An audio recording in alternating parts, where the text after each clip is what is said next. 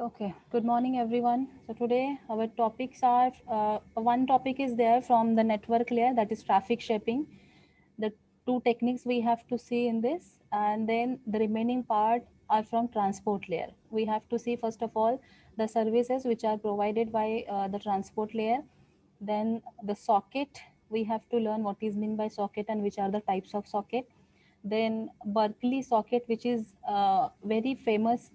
The socket structure is there which we use while we are dealing with or communicating between the two systems. Then there is a three-way handshake technique, which is very simple, but just uh, theoretical. If you will concern the theoretical or the university examination, this is very simple topic, but the question will be asked based upon this three-way handshake technique. For short note also they will ask you. So let us start with the first topic, that is traffic shaping. So we know that in the previous session we have conducted the congestion control, right? Open loop control, closed loop control. So we can say that one of the important reason behind the congestion is what? The bursty nature of your traffic, isn't it? So if the traffic has a uniform data rate, then the congestion problem will not be, we can say, very common. If we are scheduling a fixed rate, or if we are considering the regulated data flow, then we can say that there will not be much traffic or congestion will occur in between the transition, right? So this traffic shaping is open loop control, congestion control. Open loop type. Do you remember the difference between the open loop and the closed loop? Open loop congestion control is what? Which the techniques which are applied before the transmission of the data. Okay, we are pre-deciding that which mechanism we are going to use to control the congestion. That is the open loop congestion control. And if the congestion will occur in between the transmission, then which mechanism we are adopting, that will be the part of your closed loop congestion control, right? So this traffic shaping is the mechanism which is present under the open loop control of congestion control. Okay, so it manages the congestion by making simply the packet transmission rate to be, we can say, we are predicting the packet transmission. Okay, we are fixing and we know how much packets will be transmitted, how much data will be flowed uh, between or throughout the network, right? We are predicting that.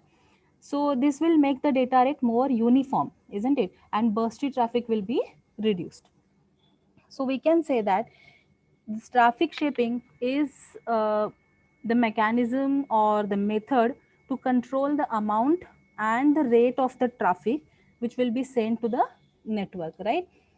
So why we need the traffic shaping and what is mean by traffic shaping, this question will be asked in your external examination. Viva questions में ये पूछा जाता है. So there are two popularly used techniques are available in this traffic shaping. One is the leaky bucket algorithm, and the another one is token bucket algorithm. The first method is leaky bucket algorithm. Okay, if you can observe this diagram, if you can analyze this diagram, this is the first technique which we are using for this method, and this is a simple, we can say, procedure how we are implementing in this networking. Okay, so in this leaky bucket there will be a bucket, okay, which will be having a hole at the bottom. So the flow of the water from the bucket is at constant rate, right? There is a hole at the bottom of this bucket. So if we are sending a water into this, so there will be the constant rate. Output will be at the constant rate, right? So which is independent of, we can say, the water entering into the bucket, isn't it? यहाँ पे जो भी data आ रहा है, it doesn't have constant data flow. यहाँ से कितना भी कितने भी स्पीड से इधर से डेटा आ रहा है, but whenever it is going outside, that will be going with the fixed rate, right? And if the bucket will be full, then what will happen? Any whatever the additional water entering into the bucket will be thrown out. This is a simple mechanism of your leaky bucket, right? So this same technique we are applying to control the congestion in the network traffic, right? Every host in the network is having a buffer with some finite we can say queue length. Okay, उसके बाद एक buffer रहेगा which will be equivalent to this bucket and which will be having the finite queue length. Now packets which will be which are put into the buffer, when buffer is full that will be thrown out. जो भी packets इसमें buffer में रखे जाएंगे, that will if it will be buffer will be full, then those packets will be thrown out. The buffer may send some of the packets per unit time into this subnet, जो network में जाएगा बाहर के, वो कुछ constant rate में भेजा जाएगा.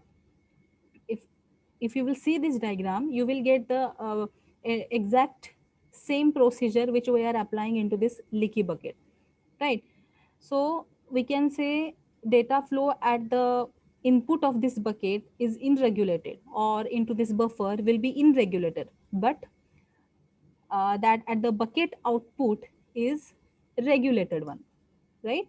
So host computer से जो भी packets are coming, packets will be sending out, those packets will be in regulated form, right? Those will be in regulated form. But whenever they are coming into this bucket, and whenever they are sending outside of this bucket or the buffer, they will be sent with the regulated flow, because there is a constant, or we can say fixed output line. उसका उतना ही size रहेगा, उसके size के हिसाब से ही packets will be sent out. So there will be a regulator flow. And if by any chance the packets which are coming from this host machine are in very large size, or there are more number of packets available maximum with compared to the size or the limitation of this buffer, then those packets will be thrown out, right? So this is what the simple mechanism in this leaky bucket algorithm.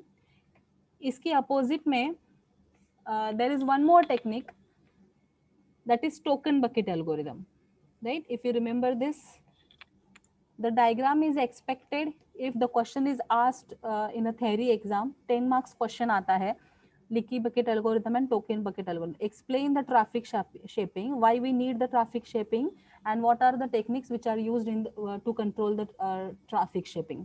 Okay, so in that you have to explain what is traffic shaping, and you have to explain two mechanisms, that is leaky bucket algorithm and token bucket algorithm. And with respect to Viva examination, the difference will be asked in between both.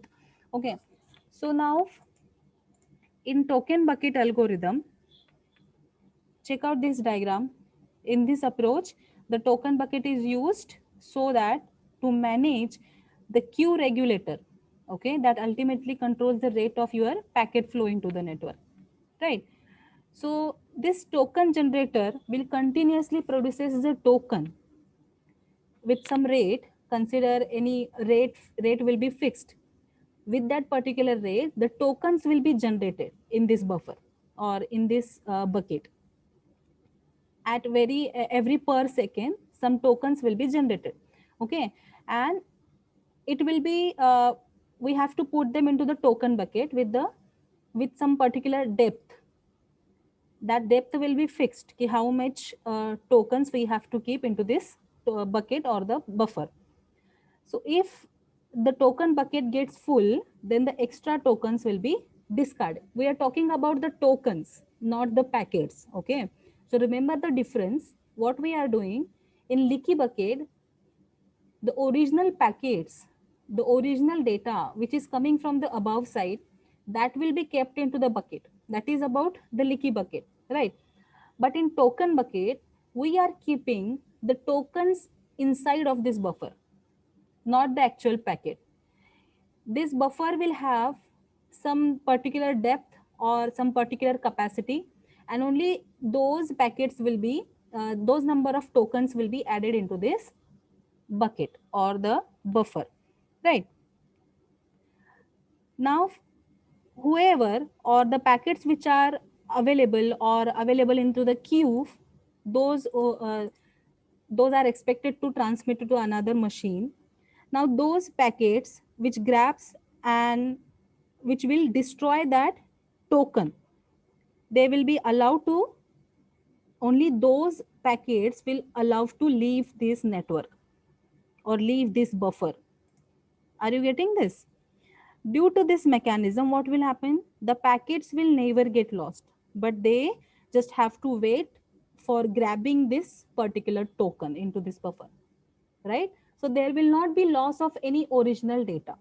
In lucky bucket, if the buffer will be overflow, if the buffer will be full, then the packets will be discarded here itself.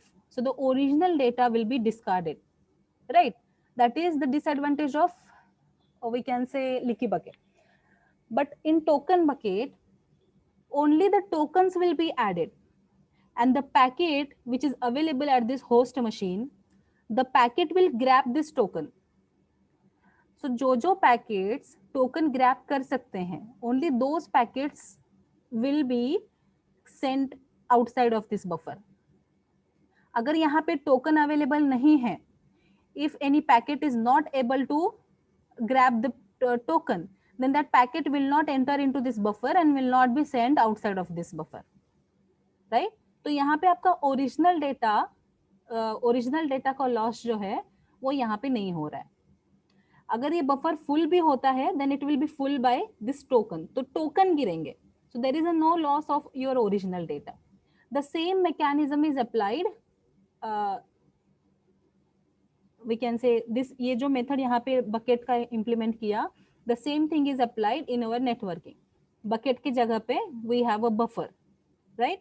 So regulated flow will be there, and as well as there will not be any loss of your data, right? See, if you will observe this diagram, this is an algorithm step by step diagram, right? This can be easily implemented with by setting some counter, okay? And that counter will be initialized with the 0 value. The token are initialized to the 0, okay? So every time a token is added, the counter is incremented by 1, and every time the token will be dispatched, or we can say the token will be grabbed by any particular packet, then the counter is decremented by 1. Fine. So if the counter will go to the 0 value, that means the host cannot send any data. Clear hai? This is a very simple diagram which we can by using this diagram also you can just remember the mechanism in this token bucket algorithm. If the buffer is full, then the token will be discarded. अगर नहीं तो वो queue में रहेगा, and if that packet is able to grab this token, then only it will be transmitted outside. अगर नहीं तो वो क्या रहेगा, queue में ही रहेगा. It will not be sent outside, right? So this is what about the traffic shaping, the two mechanisms, right? So now the transport layer services. Just draw this diagram and this one. Leaky bucket एक draw करो, ये वाला सिर्फ draw किया तो भी चलेगा, which is related to our actual mechanism, and this one is expected. Third one we don't have to draw.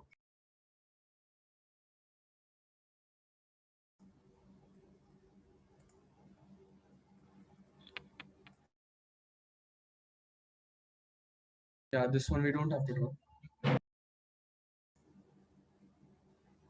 If you will draw this, this is well and good, क्योंकि इसमें पूरा mechanism आ रहा है. You can draw this also.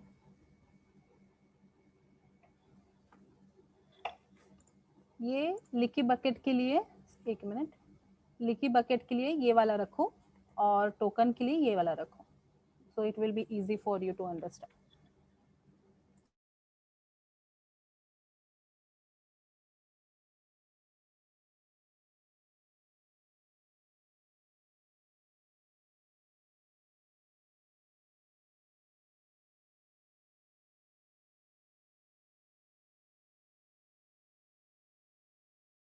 So the next point is transport layer, in which first of all we have to see the services which are provided by the transport layer, right? So transport layer is the fourth, we can say fourth level from the TCP/IP model, which is placed above the network layer and below the application layer, right? And the application layer programs which interact with each other, using the services which are provided by the transport layer. We know that every layer provides the service to the higher layer, right? So this transport layer provides the services to the application layer. So whatever the programs which are running at application layer, they will be proceeding by using the services which are provided by the transport layer. So these are the some we can say functionalities, or we can say functionalities or the duties which will be performed by the transport layer, right? The packetizing, connection control, addressing, flow control, and error control. Now what is this packetizing? See, your transport layer creates the packets with the help of the encapsulation method. Okay, the encapsulation, the message which is coming from the above layer, from the application layer, that will be encapsulated into one packet. Okay, so and all, as well as if that message is very large in size, then it will be divided into the partitions. Okay, and each partition will having the header. Okay, these packets will be encapsulated basically into the data field of your transport layer packets, and the header containing the source address, the destination address will be added at the header part, right? So if the length of your message, which will be divided, they may vary from like मतलब small से small भी हो सकता है, कोई एक ही particular word भी हो सकता है, लाइन ऑफ मैसेजेस भी हो सकता है, जैसे हम ईमेल भेज रहे हैं तो line of messages, paragraph of messages are there, then it will be divided into the partition, and every partition will have their own individual header part, right? And header will contain some different subfields like source address, destination address. Now if we are dealing with the transport layer, we know that transport layer provides the services process to process, right? Every individual machine, maybe there are multiple processes are running, so to which process exactly we have to transmit this data, so that will be identified by using the process id, right? There is a id which will be given, unique id which will be given to an individual process, so which is called as the port number. Port number belongs to your process, right? So the source address and the destination address here means the port address of source, the port address of the destination must process, right? So each and every individual packet will be encapsulated and the header will be added, and then it will be transmitted to the network layer. That is the packetizing. Then connection control. Here they are divided into, or they, the process, or we can say host and the another destination host machine, they are communicating by using two type of the mechanism, or there are two categories. One is the connection oriented and other is connectionless. In connection oriented transport layer protocol, it establishes a connection, right? There will be a virtual path between the sender and the receiver. So this is a virtual connection, right? The packet, it may possible कि packets may arrive at destination uh, without any sequence. पहला पहली बार पहुंच जाएगा, third वाला फिर पहुंचेगा, फिर second वाला पैकेट पहुंचेगा, it may possible. So in that case, at destination site, the sequence number will be verified and they will be arranged in connection oriented. And for connection oriented services, there is a TCP protocol, transmission control protocol, will be used for connection oriented services.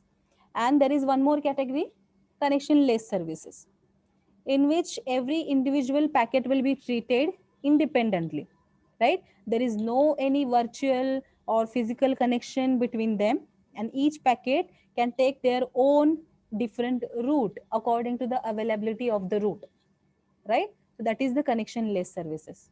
So these two categories available and which will be controlled by the transport layer.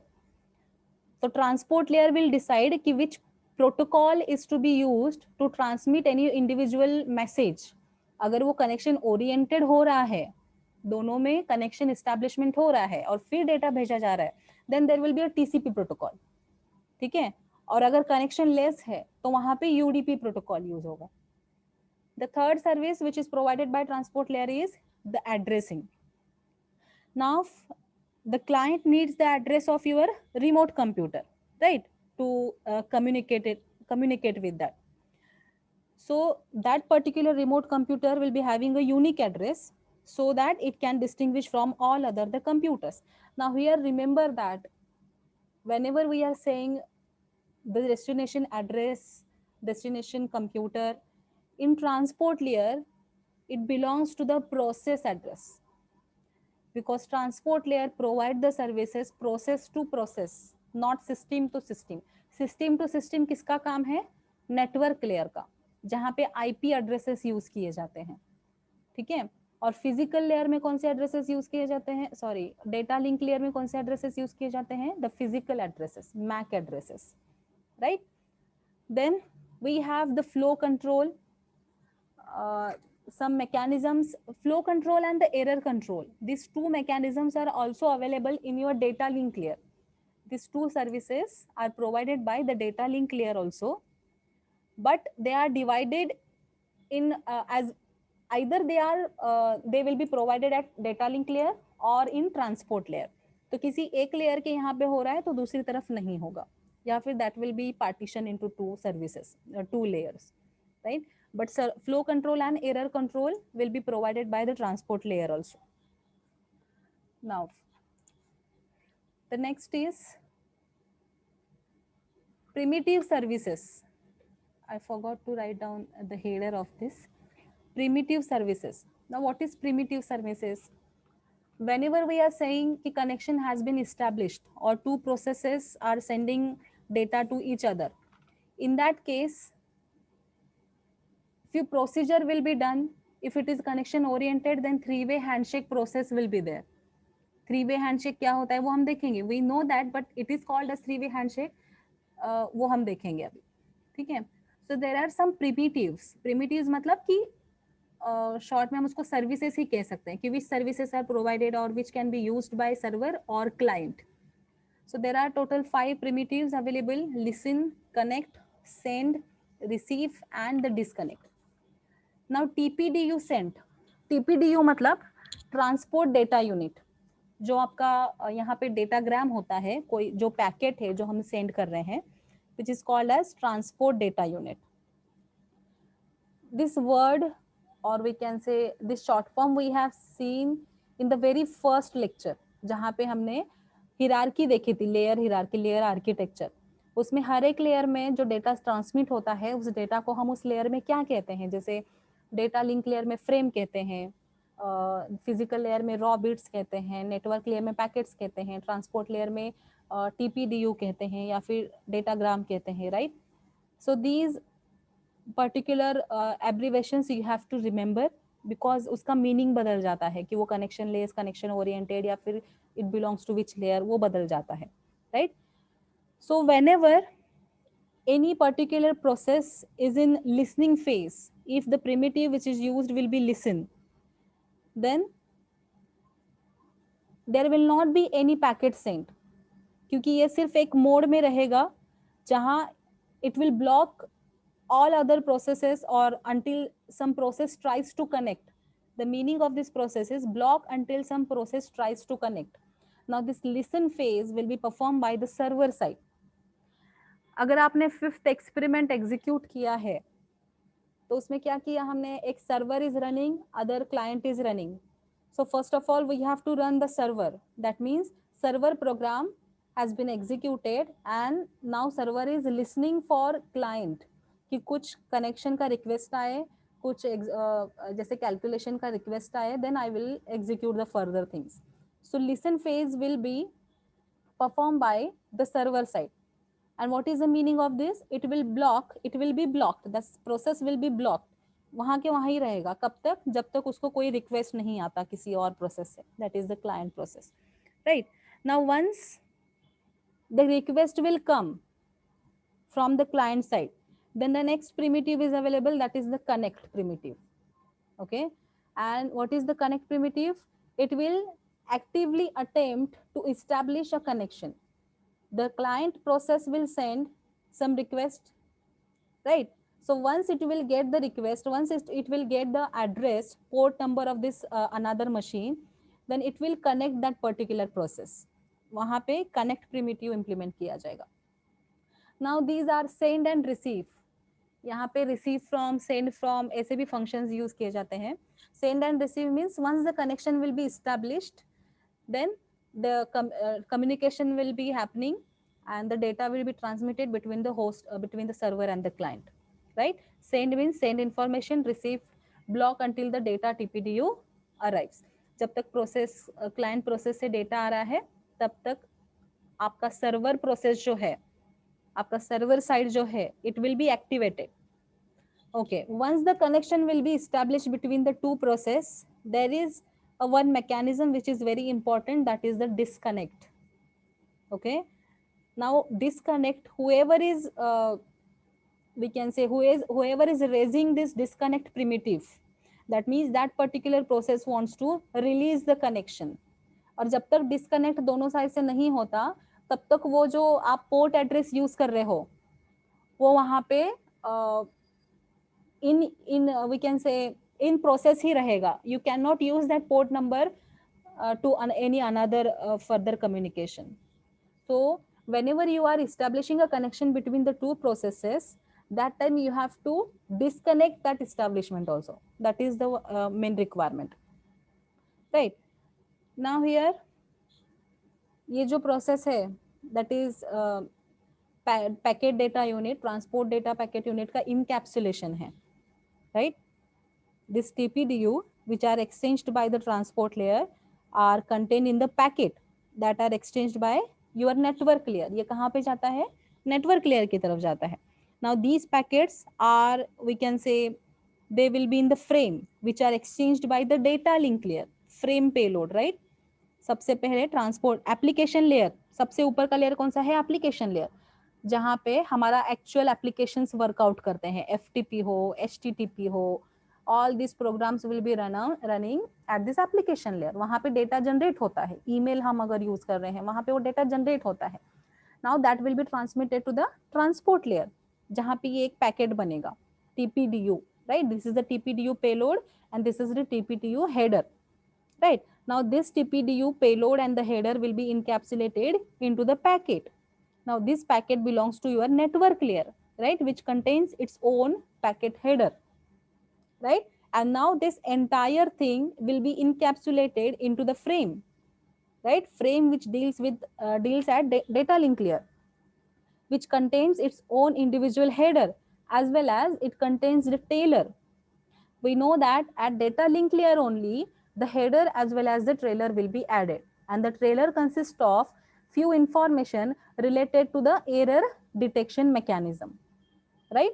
So in this way the entire data will be encapsulated into frame, into packet, right? And then that will be transmitted. Fine. Now